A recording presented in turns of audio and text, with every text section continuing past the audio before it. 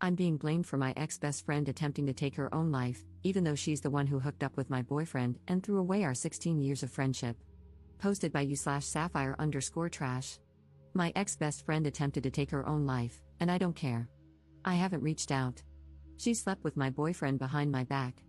We're both 20F, and we've been friends since reception, 4 to 5 years old, a UK thing. She was my sister, my rock. We stood by each other through everything. When my parents divorced, she was there to offer a shoulder for me to cry on.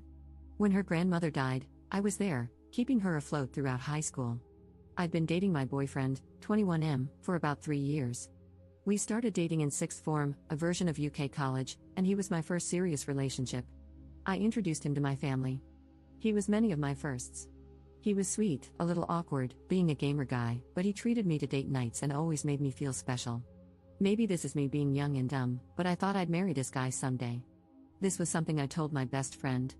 Well, about a month ago, while my boyfriend was in the shower, I saw a text notification pop up on his phone. We look at each other's notifications all the time, so I grabbed his phone to see it. It was from her, asking if they were still on for tonight and if she should wear his favorite dress. He told me he was hanging out with friends and going drinking. Him going drinking with friends wasn't unusual, so I never thought anything of it, but in hindsight, I wonder how much of him going out was with friends and how much of it was going out with her. I saved screenshots of their conversations. I sent them to myself. I showed him the messages when he came out of the bathroom and demanded he explain himself. I couldn't contain how upset, angry, and hurt I was. An argument ensued, where I told him he was disgusting, and I left his place. Shortly after arriving home, I started getting bombarded with calls and texts from my best friend. I answered none of her calls. I couldn't stomach hearing her voice, but her texts ranged from, "She never meant to hurt me. My boyfriend hit on her first. It didn't mean anything." Then it got angry, saying I should hear her out. If I was a real friend, I would take her calls. I'm being petty and childish for not listening to her side. Then back to sad, saying I was her closest friend in the world and she didn't want to lose me. My boyfriend was strangely quiet during this time. After a few days, I got myself together enough to send them both messages. Maybe it was cowardly, but I didn't have the strength to call them. I told my now ex-boyfriend that we were done and I wouldn't give cheaters any chances with me. He responded by trying to call me, but after the third or fourth attempt, he gave up. He sent me a final message saying it wasn't that big of a deal, that they just fooled around, but agreeing he didn't want to date me anymore. My ex-best friend was more persistent after I told her I wanted nothing to do with her. Day after day, I'd get messages and calls from her. Demanding to talk. Demanding we resolve this. Demanding I not say anything to anyone. Saying she's stopped seeing him. Saying she'll unalive herself if I don't talk to her. Really messed up stuff. I ended up confiding in a mutual friend about what was going on because I was seriously beginning to wonder if I was being a bitch. This friend reassured me that my feelings were justified. However, I wasn't expecting this friend to spread around what happened. The gossip spread like wildfire, and a few days ago, my ex-best friend tried to take her own life. I said nothing. I haven't visited her in the hospital. I haven't sent any messages to her family. Now her older sister keeps messaging me, telling me I'm a heartless bitch for leaving her at her lowest. For not trying to prevent this. That everyone makes mistakes and that her sister didn't intentionally hurt me. Maybe it does make me a heartless bitch, but I don't care. I'm relieved she survived, but I'll never forgive her. I'll never forgive her betrayal. She destroyed our friendship when she slept with my boyfriend. Commenter. Good, don't contact her or her family, that's done for. You're not responsible for her mental health. And make better friends, not gossiping ones like the one who told everyone. Just cut them off. If your family tries to pressure you to be friends with her, warn them that you're not above going low contact with them. Block them all as well. Ops response. Unfortunately, I don't think the friend I confided in had intended for things to escalate so much. She really helped me understand that I wasn't being a terrible person for not giving my ex-BFF a second chance.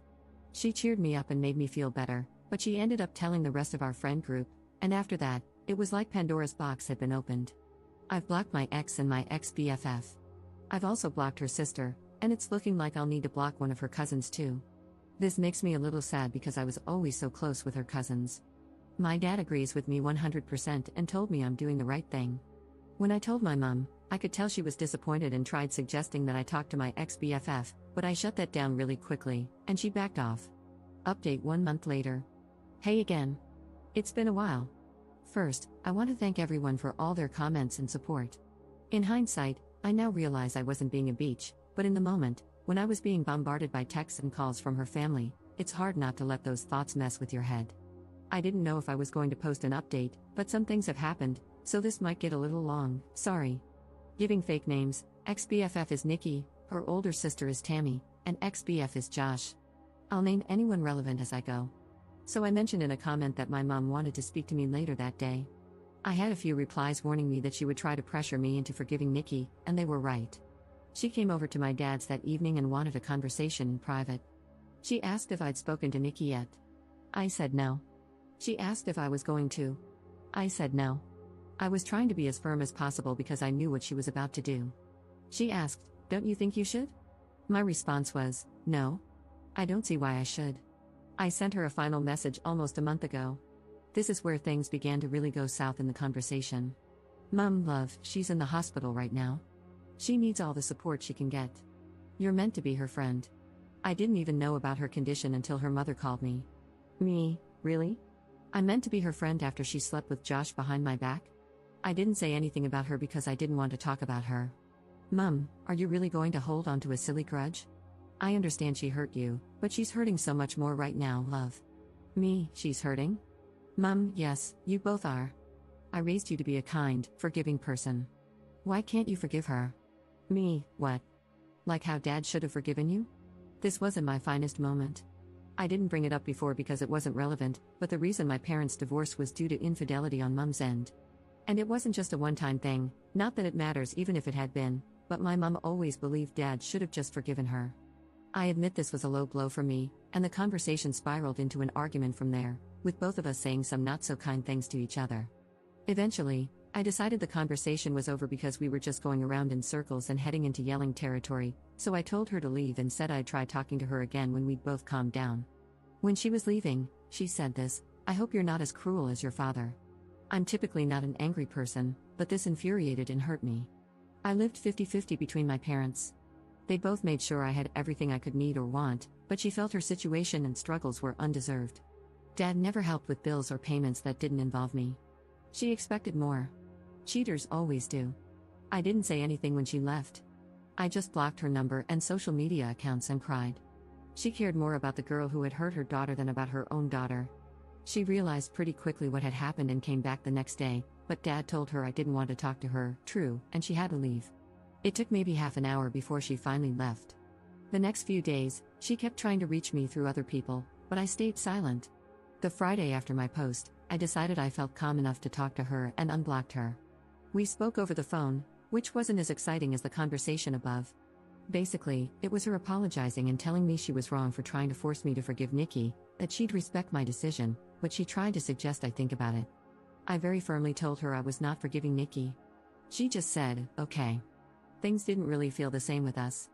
I couldn't bring myself to be as chatty with her as I was before, and it didn't help that she kept giving me updates about Nikki. The first time she did it, she told me Nikki had been put on a 72-hour psych hold, assessed, and eventually released. I told her I didn't want any updates on Nikki's situation. I wouldn't stop her from checking in, but I didn't want to be involved. She complained and said she thought I'd want to visit her, but I threatened to block her again if she kept pushing, and she shut up. Nothing was mentioned about Nikki for a couple of weeks before Mom again broke my boundary and brought her up, telling me about how Josh had stopped talking to her, and how Nikki needed a shoulder to cry on. I again told her I didn't want to know, and this was her last chance not to bring her up or I would cut her from my life. She complained again but eventually promised it wouldn't happen again. Maybe I should have learned from my mistakes because I know my mother. She doesn't take no for an answer. It was really quiet for a while. My friends and I had all basically carried on from what happened, and even though I know a couple of them still occasionally talk to Nikki, they never bring her up around me or tell her, I hope, how I'm doing. I thought I could finally close this chapter of my life, but nope. Today, my mother called me and asked if I wanted to get lunch. I hadn't seen her in a while, so what was the harm? I headed to the Weatherspoons we planned to eat at, and who do I find sitting with my mum? Nikki and her sister Tammy. As soon as Nikki sees me, she gets up and tries to hug me, but I just raise a hand and take a step back, and this girl has the audacity to look upset. Mum immediately knows she's effed up because she's scrambling with all the excuses. It hurts to see you two fall apart like this, you were so close. I thought you'd forgive her by now. And my favorite, she made a mistake, she misses you. During this time, Nikki has been quiet, and I can see Tammy glaring at me. I'm just so effing angry and upset. I honestly didn't think Mom would pull something like this. I wanted to leave and cry, but I looked at Nikki and said, for someone who's made a mistake, she sure hasn't apologized for it yet. She had this guilty look on her face and muttered something about me having her blocked and having no way to. I said, "Is that really all you have to say?" And she just looked at me, confused. I was done. I turned to leave, and her sister started yelling after me, saying that I owed Nikki a second chance with all the trauma I put her through, while Nikki was begging me to just listen to her and talk to her. I told them all to F off and never contact me again and left. I managed to get out of there before Tammy started a fight and went home, where I sent my mom a text a while ago telling her she'd better lose my number because she no longer has a spot in my life. Then I blocked her and just cried. My dad's been doing his best to comfort me, but it just hurts so bad that my own mother did this to me. So that's where things are at right now. I'll update if anything else happens, but this whole situation really effing sucks. Commenter. Why were you still in touch with your mother when she cheated on your dad? Ops response. Because she was still my mom. I was a teenager when my parents divorced, and it was my father who encouraged me to maintain a relationship with her. Second update 16 months later. Hey there, everyone. I'm the girl who made the "my ex-best friend attempted to take her life" posts. I didn't think labeling this post like that really fit. I first want to apologize for taking so long to give you an update and to also thank you for your kind words. I haven't been able to reply to many messages, and I've had a lot, but I've taken the time to read through every single one, and I appreciate every single one of you. This Christmas has been amazing. I spent it with my family, with my dad, and I went out on Boxing Day night with my friends to party hard and regret it even harder the following day. I'm in a much better place than I was back in December 2023. That's kind of why I struggled to give you all an update, because around Christmas and New Year's 2023, I was not in a good place. I really needed to focus on myself and work on getting to a better place. As of January 2024, I have been no contact with my mother. Unfortunately, I've seen her since then, and I've done my best to avoid talking to her on the 3 occasions I've had to be in the same place as her. Not out of choice, mind you, but it is what it is. During Christmas 2023, she had expected that I would be spending it with her and her side of the family.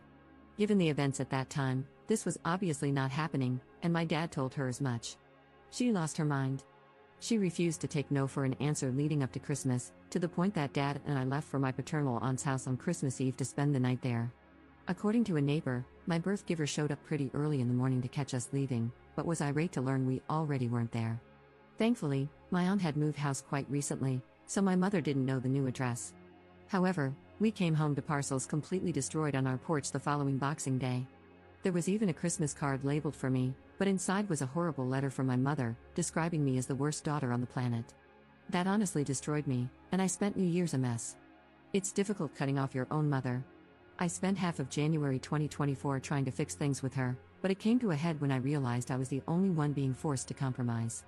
I finally cut off contact, and it's been that way since.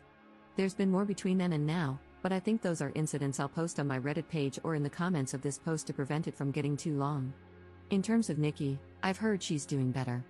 We've not spoken since my mother's lunch escapade, but she's found a job and, according to a mutual friend, a new circle.